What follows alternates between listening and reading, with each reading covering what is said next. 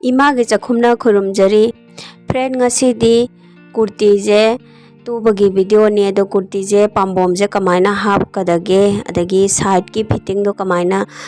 stitching tawdage haibdu gi matang dani ko masi makhata na yengminarasi ado aina hauji aigi slip ki phi je logjare ko akak pase aduga aina ngasai pambom ji gi mayai je chap chana ko thupchalaga mark tawra thamaure ko sumaina thupchalaka doineba mark tu da फीजे ताइसंद्रिगाइदा back side का front side का जी मुन्ना येंबी हौको अदु नत्रगदी ओनाग्रगदी अमो हंतो हंजिन तौगनी याम section तौबियुको खरा हंजनलगा कक्पसिना फ्रंट साइड ओइदोइनेबको अदुगा हौजी अमो अखोइना आर्म होलगी सिदको बॉडी दा ngasai मार्क तौरगा थमगिबदो अदुगा स्लीप की सिगी फी सिदा खोइना आर्म होल की साइज तो मार्क तौरगा थमलिबसेगा को अनि से मानाब्रा हाइबदो सुमाइना बॉडी की फी सिगने येंबी हवोबा मदु हाना मानाहनबिउ अदुगा ताइबिउ को मसी नियम से हम लाइबने अदुगा अमु फीदो मथक मखा ओपन तौबिरो को हाइबदी अखोइगी बॉडी की फीदुना मथक थंगबदुना मथा अदुम थंगबिरो को अदुगा खोइगी स्लीप की फीजना ममाई ओंजन बिरोबको अदुगा सुमाइन तौबिरो अदु मयाई चप चाना मार्क थमगिबदुदा पिन अमा फाजलगा थमबिरो अदुगा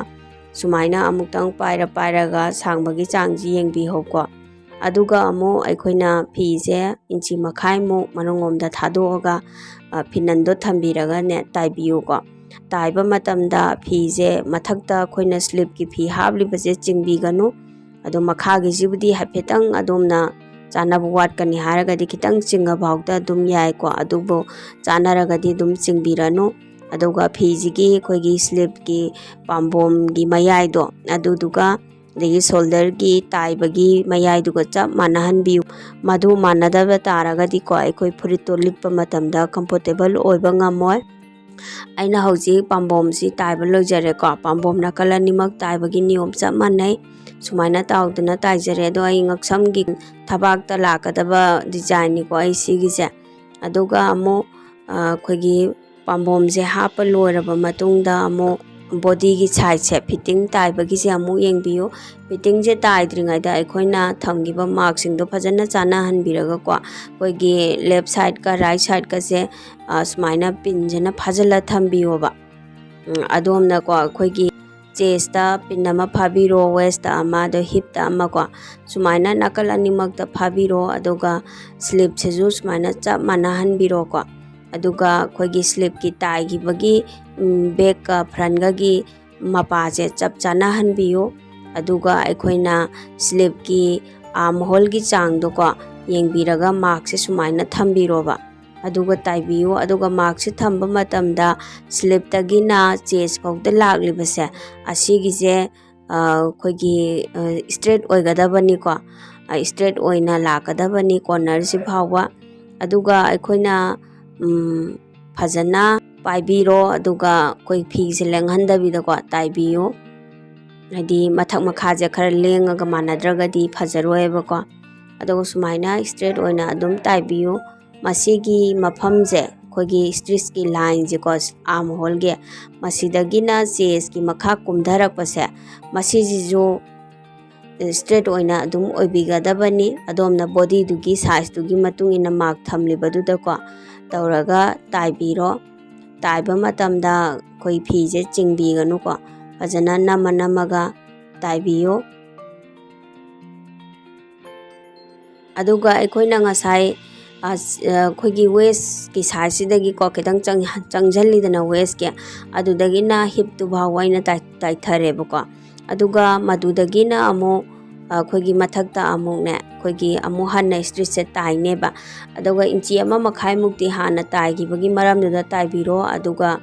मथक अतै गैना को खोगी इंची मखाइ मुखि से खितंग लापथोलगा ताइबिरो को खोई सिलाई जे लाइन जे अनि थंबी हवोबको कोना अमु खोगी चाउथोनिंगबा यावरपा मतमदना अदुगा ताइबा लोइबा मतमसिदा हंजन हंजना अमोनिरक्तंग स्ट्रिच से रिपीट तौबिरगा ताइबियु को हंतोक्तनबा मसी लैजरे आइगी से ꯂꯥꯏꯟꯁꯦ ꯌꯦꯡꯕꯤꯔꯣ ꯑꯅꯤ ꯑꯅꯤ ꯂꯩꯔꯦꯀꯣ ꯑꯅꯤ ꯐꯪꯉꯦ ꯁꯨꯃꯥꯏꯅ ꯃꯅꯨꯡꯗ ꯑꯃ ꯃꯄꯥꯟꯗ ꯑꯃ ꯍꯧꯖꯤꯛ ꯑꯃꯨꯛ ꯑꯩꯅ ꯃꯁꯤꯅ ꯐ꯭ꯔꯟꯒꯤ ꯁꯥꯏꯗꯀꯤꯀꯣ ꯋꯦꯠꯀꯤ ꯃꯈꯥꯒꯤꯗꯨꯗ ꯑꯩꯅ ꯍꯥꯞꯅꯕꯒꯤ ꯗꯤꯖꯥꯏꯟꯅꯤ ꯑꯩꯅ ꯂꯦꯁ ꯑꯣꯏꯅ ꯁꯤꯖꯤꯟꯅꯖꯔꯦꯀꯣ ꯐꯤꯒꯤ ꯗꯤꯖꯥꯏꯟ ꯑꯣꯏꯕꯗꯨꯗ ꯂꯦꯁꯁꯤꯃꯒ ꯍꯥꯞꯆꯤꯜꯂꯒ ꯇꯥꯏꯖꯔꯦ ꯃꯁꯤ ꯑꯃꯨꯛ ꯃꯈꯥꯒꯤ ꯁꯔꯨꯛꯇꯨꯗ ꯇꯥꯏꯁꯤꯜꯂꯅꯤ ꯃꯈꯥꯒꯤ ꯋꯦꯠꯀꯤ ꯁꯔꯨꯛꯁꯤꯗ ꯑꯗꯣꯝꯅ ꯑꯄꯥꯝꯕ ꯗꯤꯖꯥꯏꯟ ꯑꯗꯨꯝ ꯍꯥꯞꯄꯤꯕ ꯌꯥꯏꯀꯣ ꯂꯦꯁ ꯑꯣꯏꯔꯕꯁꯨ ꯐꯤꯒꯤ ꯗꯤꯖꯥꯏꯟ ꯑꯣꯏꯔꯕꯁꯨꯀꯣ ꯇꯥꯏꯕ ꯂꯣꯏꯖꯔꯦꯀꯣ ꯑꯗꯨꯒ ꯑꯃꯨꯛ ꯍꯧꯖꯤꯛꯁꯦ ꯑꯩꯈꯣꯏꯒꯤ ꯍꯤꯞꯀꯤ ꯃꯈꯥꯗ ꯑꯣꯄꯟ ꯑꯣꯏꯕꯗꯣ ꯈꯥꯏꯔꯒ ꯇꯥꯕꯗꯣ ꯑꯗꯨ ꯑꯃꯨꯛ ꯇꯥꯏꯁꯤꯀꯣ ꯑꯗꯨ ꯇꯥꯏꯅꯕꯒꯤꯗꯃꯛꯇ ꯑꯩꯈꯣꯏꯅ ꯑꯩꯈꯣꯏꯒꯤ ꯍꯤꯞꯀꯤ ꯁꯥꯏꯖꯇꯨꯗꯒꯤꯅ ꯃꯈꯥꯒꯤ ꯋꯦꯠꯇꯨꯗ ꯑꯗꯣꯝꯅ ꯀꯌꯥꯝ ꯐꯟꯗꯣꯛꯍꯟꯅꯤꯡꯒꯦ ꯍꯥꯏꯕꯗꯣ ꯑꯗꯨꯒꯤꯗꯨꯗ ꯃꯥꯔꯛꯇꯣ ꯊꯝꯕꯤꯔꯣꯀꯣ ꯑꯗꯨꯒ ꯑꯩꯅ ꯂꯧꯔꯤꯕ ꯁꯨꯃꯥꯏꯅ ꯃꯥꯔꯛꯁꯦ ꯂꯧꯕꯤꯔꯣꯕꯀꯣ ꯑꯗꯣꯝꯒꯤ ꯁꯥꯏꯖꯇꯨꯒꯤ ꯃꯇꯨꯡ ꯏꯟꯅ